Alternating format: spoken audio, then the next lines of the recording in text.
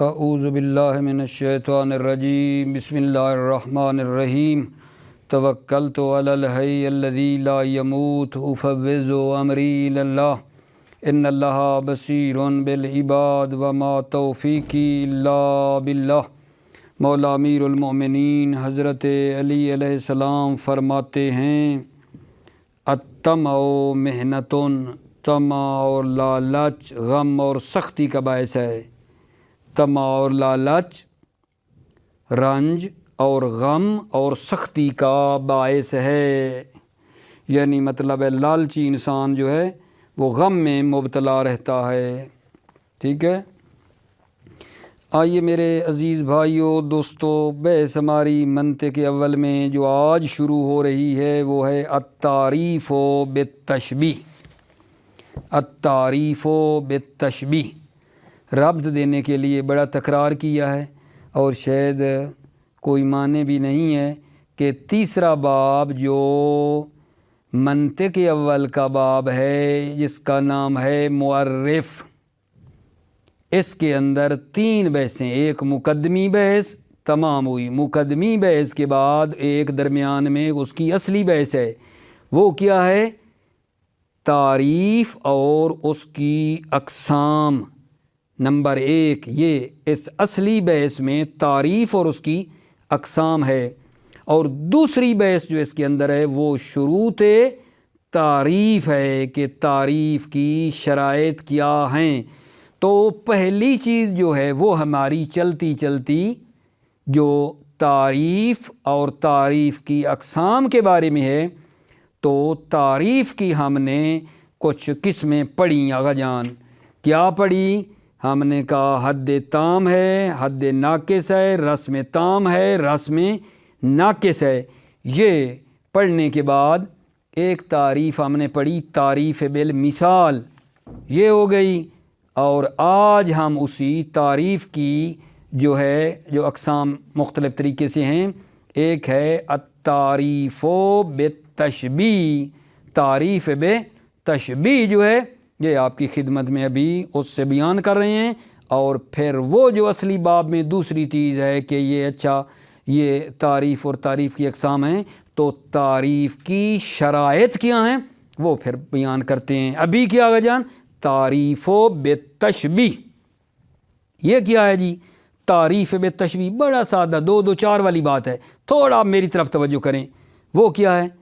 شخص ایک چیز کو جس کی تعریف کرنا چاہتا ہے، آپ چاہتے ہیں ایک چیز کی تعریف کریں، ایک دوسری چیز سے تشبیہ کرے جس کو مخاطب جانتا ہے، اور کہے یہ اس کی مثل ہے۔ اس کے ذریعے شے مقصود واضح ہو جائے گی، شے جس کی تعریف کرنا چاہتے ہیں وہ واضح ہو جائے گی۔ حقیقت میں ہر تشبیہ میں تین چیزیں ہیں، ایک ہے مشبہ بہ، ایک ہے مشبہ، اور ایک ہے وجہ شباہت۔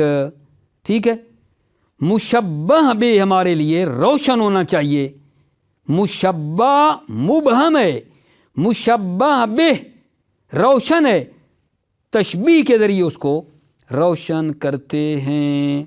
البتہ اس قسم کی تعریف کی بنیادی شرط یہ ہے کہ مشبہ بہ کاملاً مخاطب کے لیے واضح ہونا چاہیے، مشبہ بہ کاملاً واضح ہو، تاکہ تشبیہ کے ذریعے سے مشبہ روشن کر لے، ورنہ کوئی فائدہ نہیں ہے۔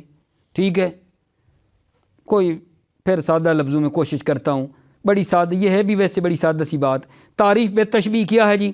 تعریف بالتشبیہ یہ ہے کہ بندہ ایک چیز کی تعریف کرنا چاہتا ہے، ٹھیک ہے، تو وہ کیا کرتا ہے؟ ایک چیز جس کو وہ جانتا ہے، اس چیز کو جس کی تعریف کرنا چاہتا ہے وہ نہیں جانتا، اس کی تشبیہ کرتا ہے اس چیز کے ساتھ جس کو وہ جانتا ہے۔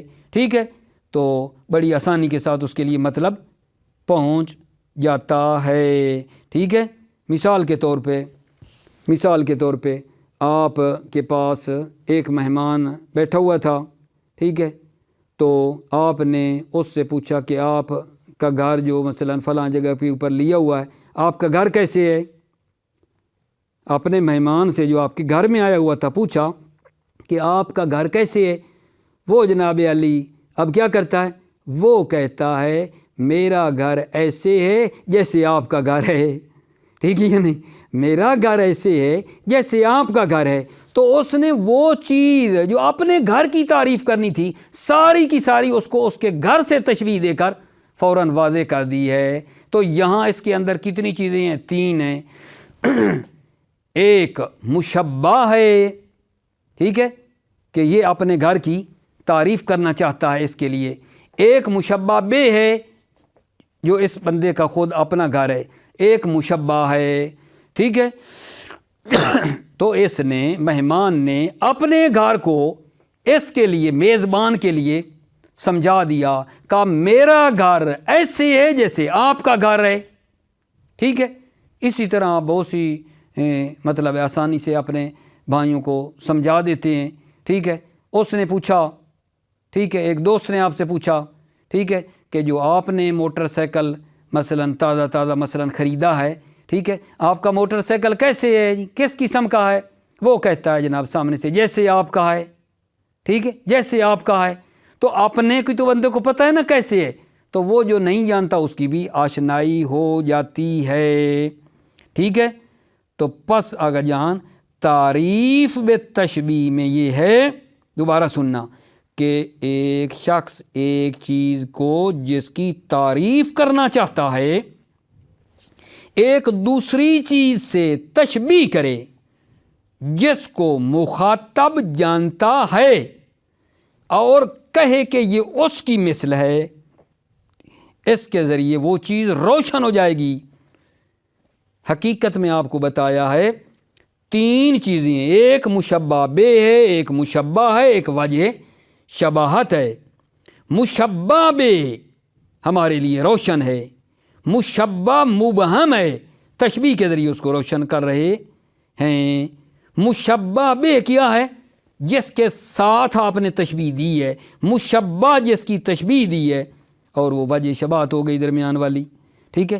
اس قسم کی تعریف بے تشبیہ کی بنیادی شرط یہ ہے کہ وہ مشبہ بے کاملاً مخاطب کے لیے واضح ہو، تاکہ تشبیہ کے ذریعے مشبہ روشن کر دے، ورنہ فائدہ نہیں ہے.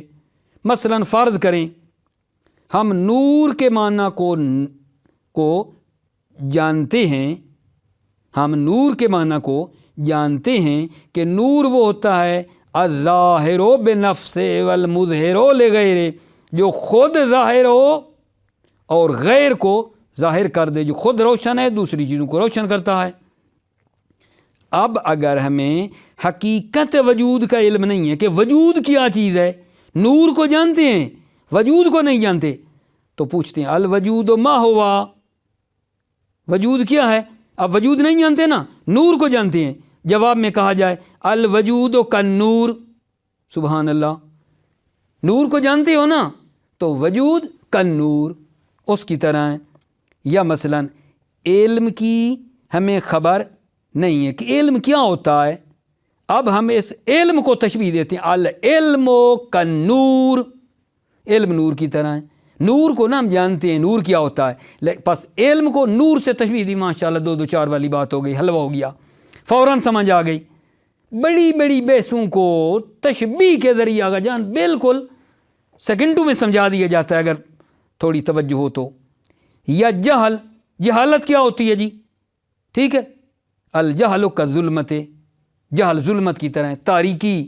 ٹھیک ہے، جہل تاریکی کی طرح، جیسے تاریک ہوتی ہے ایک چیز، ٹھیک ہے، جہالت بھی جو ہے تاریکی ہے.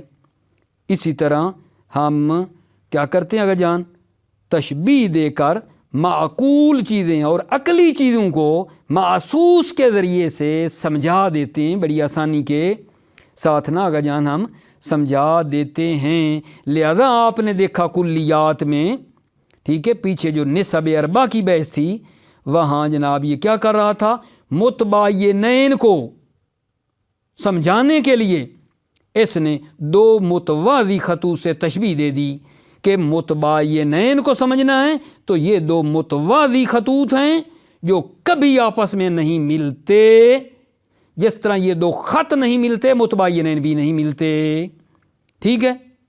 اس طرح کر کے آگے جان مطلب پیچھے یہ سمجھاتا آ رہا ہے، بس یہ مطلب بڑا آسان ہوگی ہمارے لیے کہ جناب یہ جو تشبیہ کے ذریعے تعریف کرنا ہے یہ کیا ہے، تو مطلب امید پہنچ گیا ہے۔ لیکن ایک مرتبہ پھر عرض کر رہا ہوں، آپ ایک چیز کی تعریف کرنا چاہتے ہیں، ٹھیک ہے، اس کو ایک دوسری چیز سے تشبیہ دے دیتے ہیں جس کو مخاطب جانتا ہے، ایک چیز جس کو پہچنوانا چاہتے ہیں، تعریف کرنا چاہتے ہیں، اس کی اس سے تشبیہ دیتے ہیں جس کو مخاطب پہلے سے جانتا ہے، کہتے ہیں یہ اس کی مثل ہے جس کو آپ جانتے ہیں، تو اس کے لیے جناب بہت ہی سادہ سے مطلب پہنچ جاتا ہے۔ جیسا ادھر مثال آئی ہے کہ بھائی ایک بندہ نور کو جانتا ہے، وجود کو نہیں جانتا، ہم کہتے ہیں وجود کا نور، علم کو نہیں جانتا، نور کو جانتا ہے، کہتے ہیں علم کا نور، ٹھیک ہے، جہالت نہیں جانتا، ٹھیک ہے، ظلمت کو جانتا ہے، ہم کہتے ہیں الجہل کا ظلمت، ٹھیک ہے۔ اس طرح کر کے مطلب آسانی سے پہنچ جایا کرتا ہے۔ آگا جان توجہ فرمائیے، بسم اللہ الرحمن الرحیم، توکلت علی اللہ، التعریف بالتشبیہ، تعریف بالتشبیہ، مما یلحق بالتعریف بالمثال ویدخل فی الرسم الناقص ایضاً التعریف بالتشبیہ، وہ چیز جو تعریف بالمثال کے ساتھ ملحق کی گئی ہے اور رسم تام میں بھی داخل ہے، وہ کیا ہے؟ یلحق کیا؟ التعریف بالتشبیہ، تعریف بالتشبیہ کو تعریف بالمثال کے ساتھ ملحق کیا گیا ہے۔ واہ واہ، سمجھا رہا ہے گا جان، تعریف بالتشبیہ آپ کو سمجھا رہا ہے، وہ کیا ہے؟ واہ واہ، ان یشبہ الشیء المقصود تعریفہ بشیء آخر، تعریف بالتشبیہ یہ ہے کہ ایک چیز کو المقصود و تعریف ہو، جس کی تعریف مقصود ہے، اس شے کو تشبیہ دے بشیء آخر، ایک دوسری چیز کے ساتھ، لجہت الشبہ بینہما، کیونکہ دونوں میں جہت شبہ پائی جاتی ہے، وجہ شبہ کی وجہ سے، علی شرط ان یکون المشبہ بہ معلوما عند المخاطب، ٹیپ کا بند ہے، انتہائی ضروری، شرط یہ ہے کہ ان یکون، وہ شے یعنی المشبہ بہ معلوما عند المخاطب، شرط یہ ہے کہ مشبہ بہ معلوم ہو مخاطب کی نظر میں، بے ان لہو جہت شبہ ہذہ، یعنی اس کے لیے بھی جہت شبہ ہو یہ۔ مثال ومثال تشبیہ الوجود بالنور، وجود کو تشبیہ دینا نور کے ذریعے، وجود کیا ہے؟ نور ہے، جیسے نور ہے۔ وجہت الشبہ بینہما ان کلا منہما ظاہرۃ بنفسہ مظہر لغیرہ، جہت شبہ دونوں کے درمیان یہ ہے کہ ہر دونوں کے درمیان یعنی وجود اور نور، ان کلا منہما، وجود و نور ہر دو، ظاہر بنفسہ مظہر لغیرہ، بذات خود ظاہر ہیں اور غیر کو بھی ظاہر کرنے والے ہیں۔ وہذا النوع من التعریف ینفع کثیرا فی المعقولات الصرفۃ، یہ نوع تعریف کی، یہ نوع کون سی تعریف کی؟ یہ نوع، یہ تعریف بالتشبیہ، ھذا النوع من التعریف، تعریف کی یہ نوع، ینفع کثیرا فی المعقولات الصرفۃ، بہت زیادہ معقولات صرفہ میں نفع بخش ہے۔ معقولات صرفہ کیا؟ یعنی معقولات عقلی چیزیں جو مفہوم اذہان میں ہوتے ہیں، معقول ہیں، عقلی ہیں، ان معقولات کو ان تشبیہ بالمحسوس کے ذریعے بڑی آسانی سے پہنچاتے ہیں، بڑا نفع بخش ہے۔ یہ تعریف بالتشبیہ معقولات صرفہ اور معقولات میں بہت زیادہ نفع بخش ہے۔ عندما یراد تقریبها الی الطالب بالتشبیہہما بالمحسوسات، جب عندما یراد، جب ارادہ کیا جائے تقریبها ان معقولات صرفہ کو تقریب کریں طالب علم کے بے تشبیہ ہا بالمحسوسات، بے تشبیہ ہا ان معقولات کو تشبیہ دے دیں محسوسات کے ذریعے سے، ٹھیک ہے نا. معقول چیز ہے، عقلی چیز ہے، سمجھ نہیں آئے گی. اگر اس معقول کو تھوڑا تنزل دے کر نیچے لے کر محسوس سے تشبیہ دے دیں تو پھر ماشاءاللہ جلدی سمجھے گا وہ.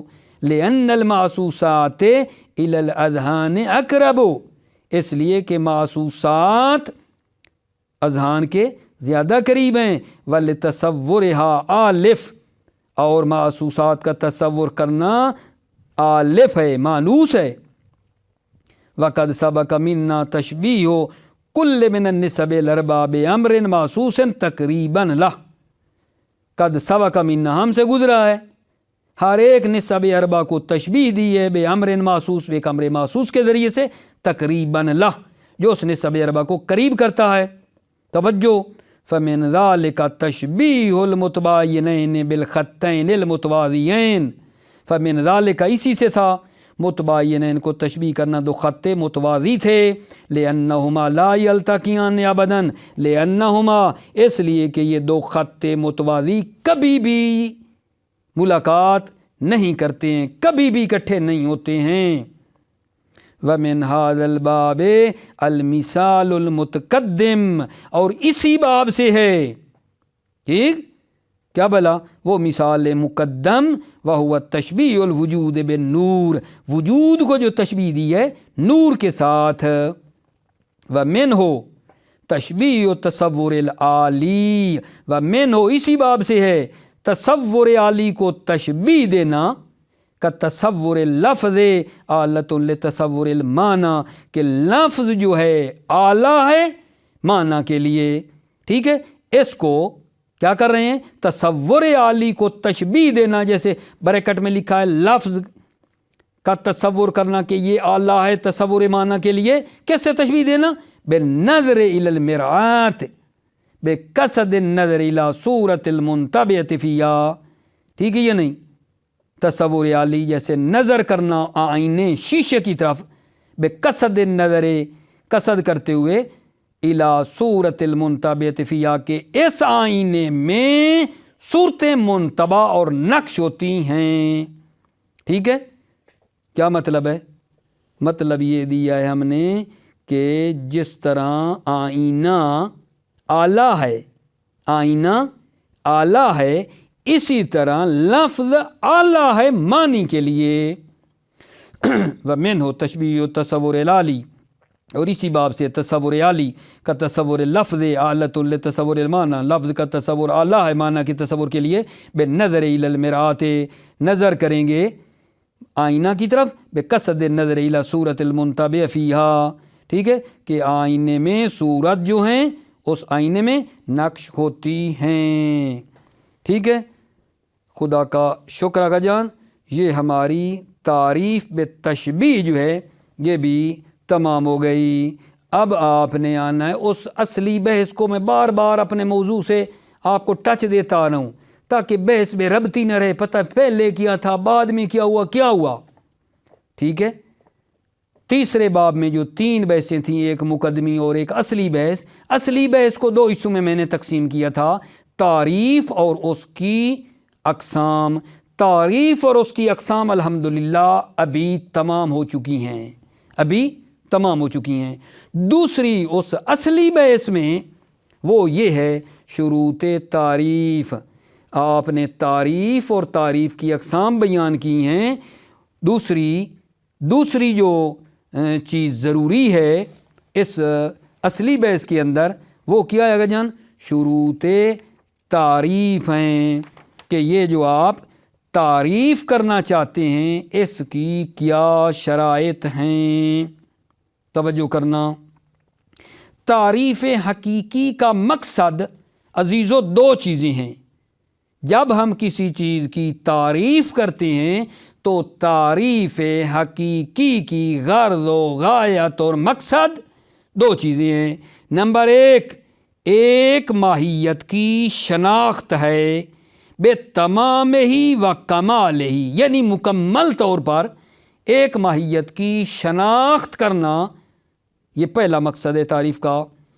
دوسرا مقصد یہ ہے اس ماہیت کو دوسری ماہیتوں سے جدا کرنا۔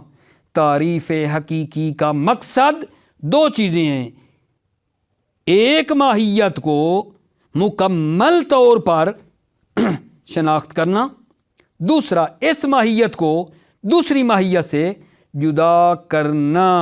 یہ ہے تعریف کا حقیقی مقصد، ٹھیک ہے۔ اور یہ ہدف اور یہ مقصد جو ابھی آپ کو بتایا ہے، ٹھیک ہے نا، یہ ہدف اور یہ مقصد 5 شرائط کے ذریعے حاصل ہوتا ہے۔ یہ تعریف جو بتایا کہ ایک ماہیت کی شناخت نمبر 1 اور اس ماہیت کو دوسری ماہیتوں سے جدا کرنا، یہ جو مقصد ہے، یہ جو تعریف ہے، یہ ہدف پورا نہیں ہو سکتا مگر اس ہدف کو حاصل کرنے کے لیے تعریف کی 5 شرائط ہیں۔ بڑی عظیم و شان بحث ہے، بڑی پیاری، بڑی مزیدار، توجہ فرمانی ہے، ٹھیک ہے، کہ اس تعریف کی 5 شرائط ہیں، ٹھیک ہے، 5 شرائط ہیں، ٹھیک ہے۔ میں پہلی آپ کی خدمت میں، کیونکہ زیادہ وقت نہیں ہے، پہلی کی طرف اشارہ کر رہا ہوں اور کل انشاءاللہ بقیہ مزید آگے بڑھیں گی۔ توجہ، پہلی شرط کیا ہے؟ تعریف کی 5 شرائط ہیں۔ تعریف کی کتنی شرائط ہیں؟ 5۔ پہلی شرط یہ ہے معرف اور معرف۔ معرف تعریف کرنے والا، معرف جس کی تعریف کی جائے۔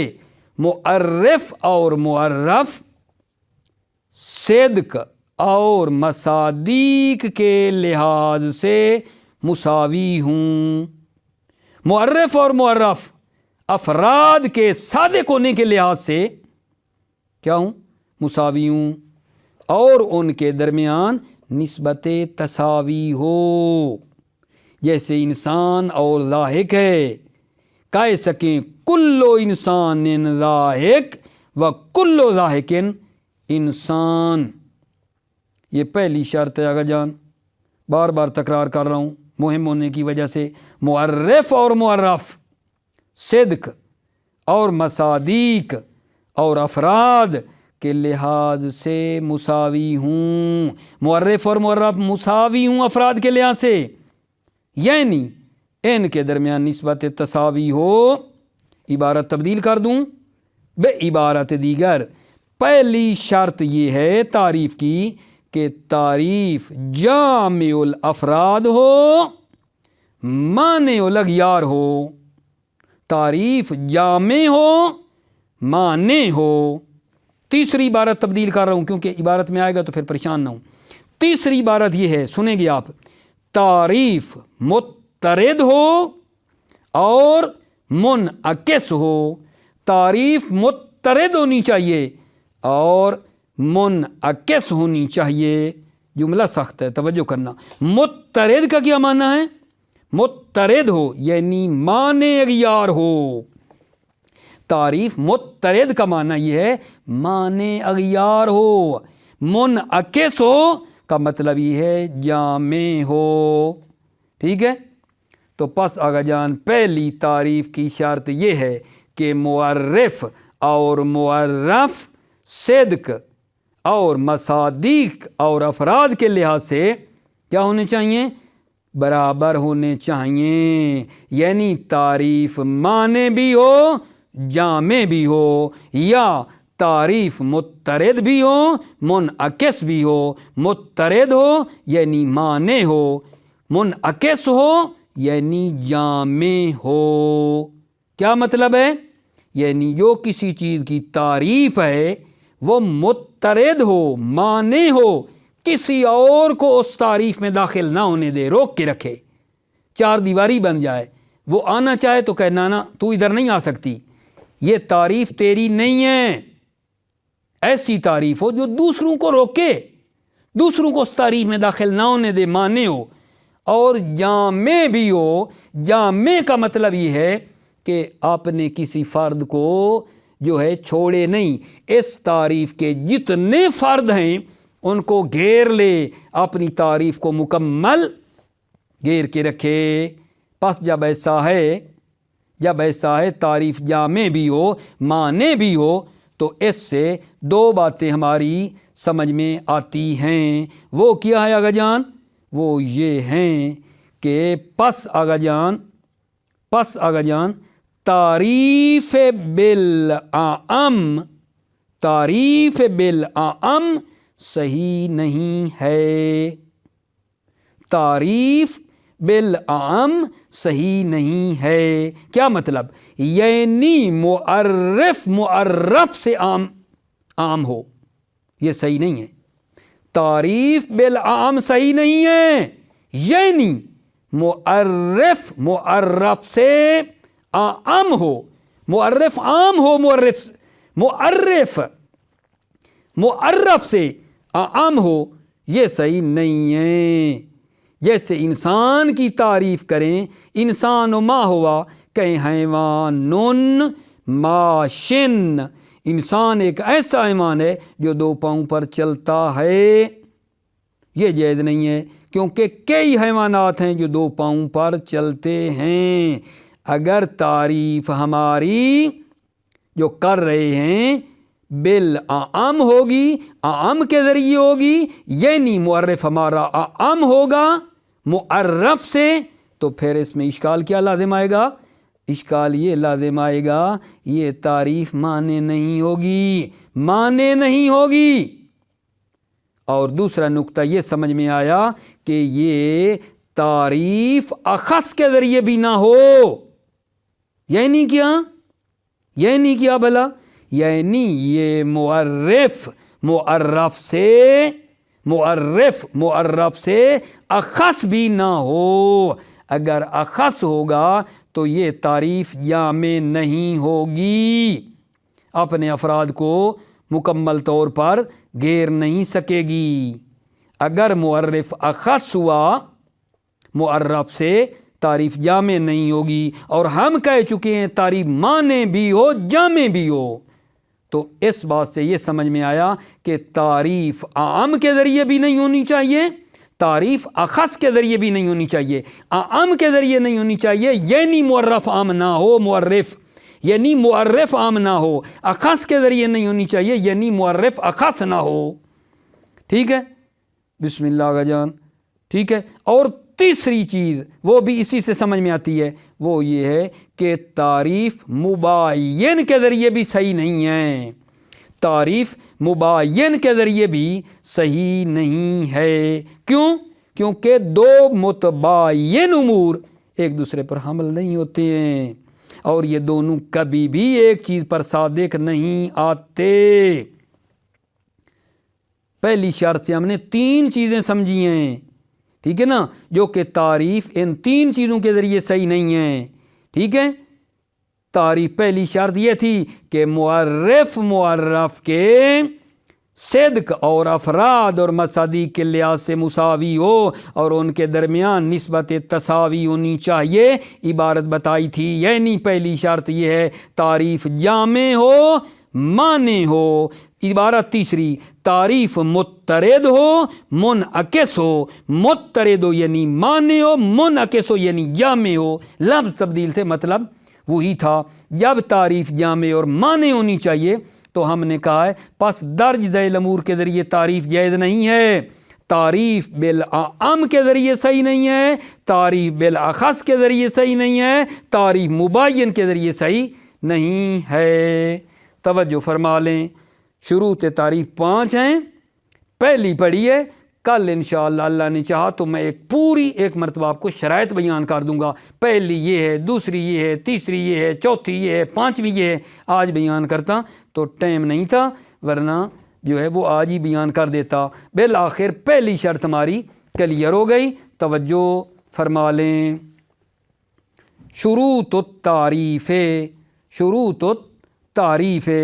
الغرض من التعریف علی ما قدمنا تفہیم و مفہوم المعرف والتمیز عما اداہ الغرض من التعریف ہے تعریف کا مقصد، تعریف کی غرض، علامہ قدمنا جس کو ہم نے مقدم کیا، یہ ہے تفہیم و مفہوم المعرف، معرف کے مفہوم کو سمجھنا، ٹھیک، وَالتَّمِيزُ عَمَّا عَدَاهُ وَالتَّمِيزُ، اور معرف کو جدا کرنا ہے، اما ادا ہو، اس کے غیر سے جدا کرنا ہے، وَلَا يَحْصُلُ هَذَا الْغَرْضُ إِلَّا بِشُرُوطٍ خَمْسَةٍ، اور یہ غرض حاصل نہیں ہوتی ہے مگر 5 شرطوں کے ساتھ۔ کون سی غرض؟ معرف کے مفہوم کو پہچاننا اور اس کو مادہ سے تمیز دینا، یہ غرض حاصل نہیں ہوتی مگر 5 شرطوں کے ساتھ۔ الاول، پہلی شرط یہ ہے، توجہ، ان یکون المعرف، بالکسر پڑھیں، مساویا للمعرف فی الصدق، معرف کے مساوی ہو صدق میں۔ صدق کا مطلب یہ ہے یعنی صادقانہ میں، افراد میں، مصداق میں جو معرف کا فرد ہو وہی معرف کا فرد ہو۔ صدقانہ میں، افراد میں یہ مساوی ہونے چاہیے، جیسے انسان اور ضاحک ہیں، مثلا کل انسان ضاحک و کل ضاحک انسان، اے یجب ان یکون المعرف مانعا جامعا، سبحان اللہ، مزہ آ رہا ہے یا نہیں؟ بڑا مزہ آ رہا ہے مجھے، ٹھیک ہے۔ دیکھو کیا بات ہے جناب آغا جان، توجہ، اے یجب ان یکون المعرف بالکسر مانعا جامعا، یعنی واجب ہے کہ معرف مانع ہو، جامع ہو، سبحان اللہ، معرف جو ہے نا وہ مانع ہو، جامع بھی ہو۔ وَإِن شِئْتَ قُلْتَ، اگر آپ چاہیں تو یہ کہیں مُتَّارِدًا مُنْعَكِسًا، یہاں تھوڑا سا ذہن مردد نہ ہو جائے کہ یہ کیا ہے، متردن منعکسن، یہ وہی مانعن جامعن ہے، آپ متردن کے اوپر بنا لیں، متردن یعنی مانعن، منعکسن یعنی جامعن، عبارت تبدیل کی ہے، کیونکہ بعض جگہ پہ لکھا ہو کہ یہ جی تعریف مترد بھی ہونی چاہیے، منعکس بھی ہونی چاہیے، ٹھیک ہے، معنی جامع کا لفظ نہ ہو، وہاں تو پریشان ہو جائیں گے ہم کہ مترد منعکسن ایک نیا لفظ آیا ہے، نہ، مترد وہی معنی ہے، منعکس وہی جامع ہے۔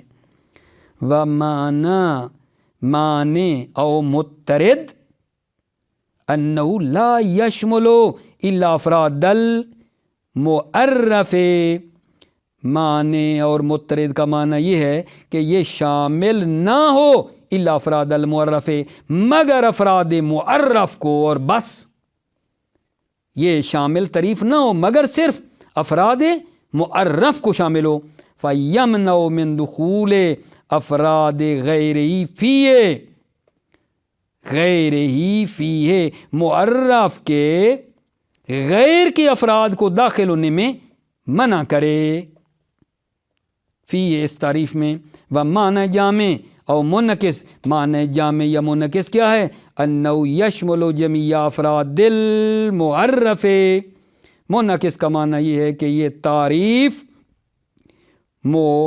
یہ جو تعریف ہے شامل ہو جمیع افراد المعرف، معرف کے تمام افراد کو شامل ہو، یہ تعریف معرف کے تمام افراد کو شامل ہو۔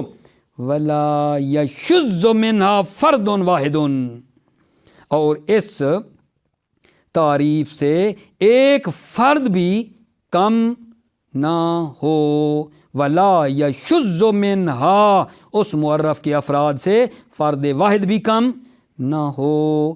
جب یہ بات ہو گئی، فعلی ھذا بنابراین لا یجوز التعریف بالامور الآتیہ، تعریف نیچے والے امور کے ذریعے جائز نہیں ہے۔ بالعام، بالعام، تعریف بالعام صحیح نہیں ہے، کیوں؟ لأن الأعم لا يكون مانعا، اس لیے کہ تعریف بالعام معنی نہیں ہے، ٹھیک ہے، کا تعریف الانسان بأنہ حیوان یمشی علی رجلین، جیسے انسان کی تعریف کرنا کہ یہ انسان حیوان ہے جو 2 پاؤں پر چلتا ہے۔ فَإِنَّ جملتاً من الحیوانات تمشی علی رجلین، پس حیوانات جملہ حیوان بھی دو پاؤں پر چلتے ہیں، صرف انسان دو پاؤں پر تھوڑا چلتا ہے، جملہ حیوانات بھی دو پاؤں پر چلتے ہیں۔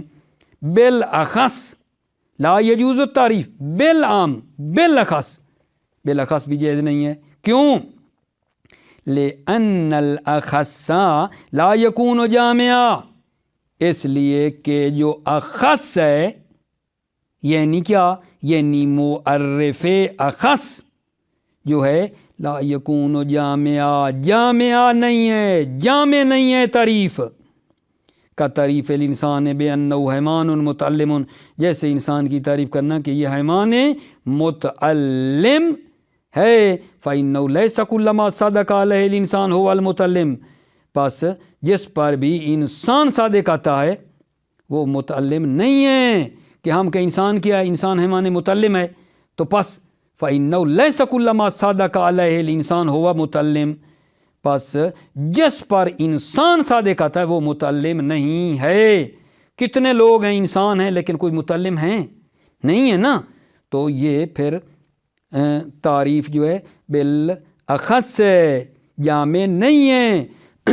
وہ انسان جو متعلم نہیں ہیں وہ تو نکل جائیں گے اس انسان کی تعریف سے، وہ حیوان متعلم ہوا وہ انسان جو جاہل ہیں، ان پڑھ ہیں، حیوان تو ہیں لیکن کیونکہ متعلم نہیں ہیں پس انسان نہیں ہے کیا، مگر دیکھو اپنے افراد باہر نہیں کر رہے ہیں تعریف کے، تعریف بالاخص صحیح نہیں ہے۔ اور نمبر 3 آگا جان فعلی ھذا لا یجوز سے یہ سمجھ میں آیا کہ تعریف جائز نہیں ہے بالمباین، کیوں؟ مباین یعنی جن میں جدائی ہو، ایک دوسرے کا غیر ہوں، لأن المتباینین لا یسعہم لا احدہما علی الآخر، اس لیے کہ متباینین میں ایک کا دوسرے پر حمل کرنا صحیح نہیں ہے، ولا یتصادقان ابدا، اور وہ کبھی بھی ایک دوسرے کے اوپر صادق نہیں آتے ہیں۔ نتیجہ پہلی سے یہ نکلا ہے نہ تعریف بالعام صحیح ہے، نہ بالاخص صحیح ہے، نہ مباین صحیح ہے، بلکہ پہلی شرط تعریف کی یہ کہ معرف کے مساوی ہونا چاہیے۔ تمام شد موفق معید رہیں، سلامتی و عزیزوں کی، مولا آپ کو آباد شاد رکھے، التماس دعا۔ السلام علیکم ورحمۃ اللہ وبرکاتہ۔